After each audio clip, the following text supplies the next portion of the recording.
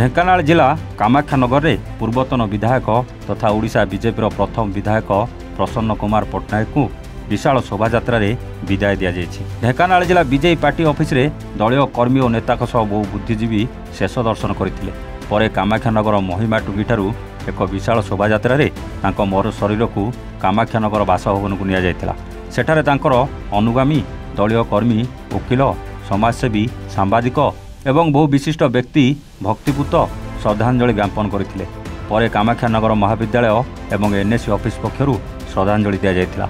श्री पट्टनायक 77 वर्ष बयस परलोक होइछि। भुवनेश्वर एक घरोई हस्पिटाल तांकर देहांत होइतिबा जणा पड़िछि।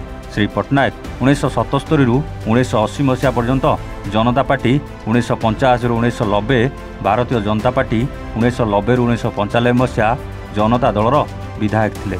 1964 मसीह छात्र नेता भाव जोग देते 1974 मसीह जेपी आंदोलन में जोग देते 1975 मसीह 18 मास उभय ढेंकानाल और पालहड़ा जेल रही 1977 मसीह 28 वर्ष बयस प्रथम युव विधायक होते।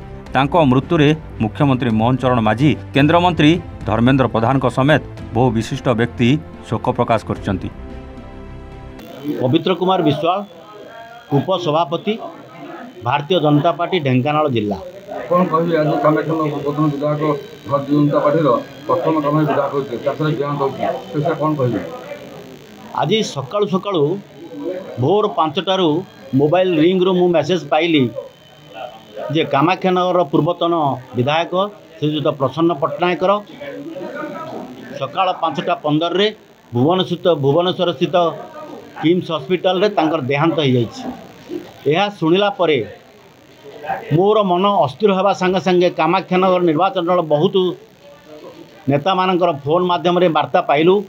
मु चित्तरंजन दास अध्यक्ष मठगोराला महाविद्यालय।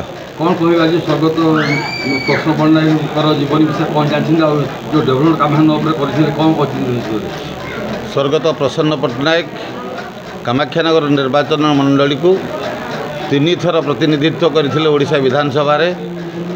से जड़े अंचल प्रेमी कर्मी प्रेमी बंधुवत्सल व्यक्ति थिले। मुली मृत्युंजय नंद आईनजीवी कामाख्यानगर दीर्घ दिन अधिवासी मु स्वर्गत प्रसन्न पट्टनायक संस्पर्श बहुत पिला बेलू जानी। से इमरजेंसी टाइम रे से जाइथिले जेल जाइथिले माने अरेस्ट होकर जेल जाइथिले एवं से प्रथम बीजेपी विधायक जे कि स्पष्टवादी एवं बहुत तांकर माने उद्यम सत्वे बहुत महाविद्यालय एवं उच्च विद्यालय से प्रतिष्ठा करछंती। मो ना विभू पट्टनायक वकिल एवं मो भारतीय जनता पार्टी जन कर्मकर्ता। कौन कह आज जो पट्टनायक आज देहांत होइछि कामाख्यानगर बापा को उन्नति से काम करते कौन कहे देखो कामाख्यानगर में जदि राजनीति देखा जाए ताले प्रसन्न पट्टनायक को छाड़देले राजनीति कामाख्यानगर अधूरा। ढेंकानाल अक्षय कुमार नंदक रिपोर्ट एवन ओडिशा।